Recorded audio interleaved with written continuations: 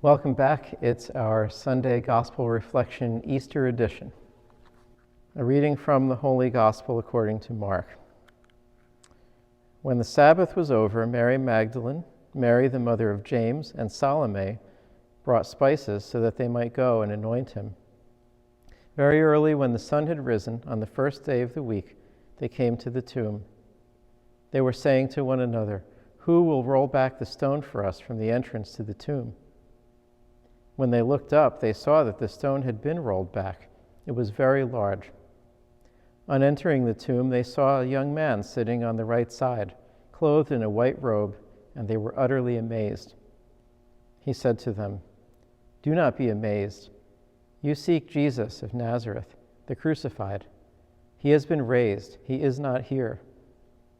Behold the place where they laid him. But go and tell his disciples and Peter, he is going before you to Galilee. There you will see him, as he told you." The Gospel of the Lord. A reading from the Holy Gospel according to John.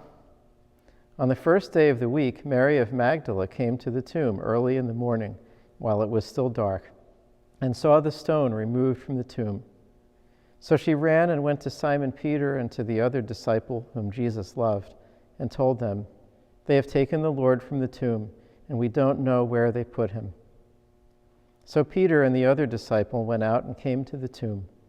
They both ran, but the other disciple ran faster than Peter and arrived at the tomb first. He bent down and saw the burial cloths there, but did not go in.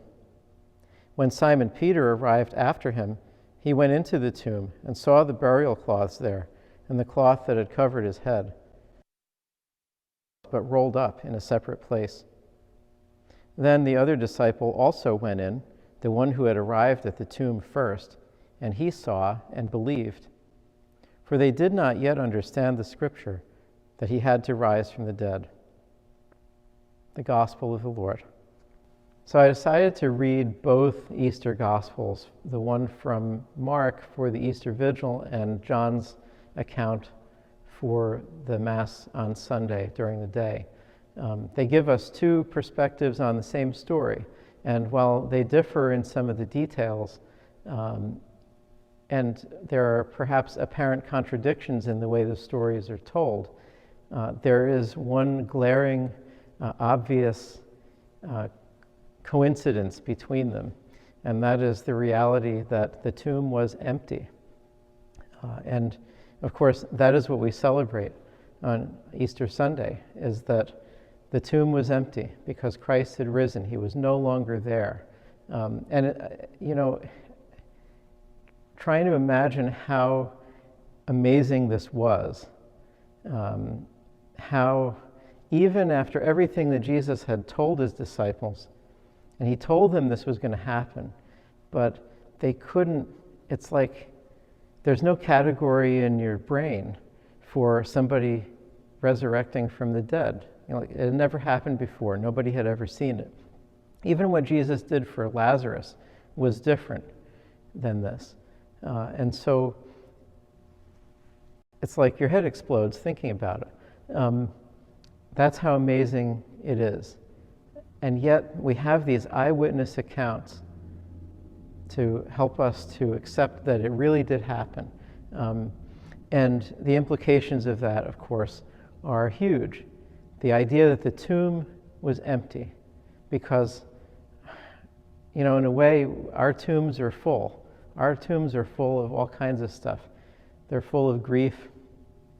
This year, we're full of anxiety. Our tombs are filled with perhaps frustration, anger, sadness. There's so much that fills our tombs, and yet because the tomb of Jesus is empty, he can empty out all of that darkness from us as well. And we don't have to be determined by any of it, right? None of that stuff, not the darkness of our own sin, not the things that have happened to us, not the situation that we find ourselves in. None of those things have the last word. God has the last word, and his word is life. So the tomb is empty and we rejoice. Christ is risen. And because he is risen, we can rise with him. So on behalf of the Oratorian community and our parish staffs, we wish all of you and those you love a blessed, safe, and happy Easter.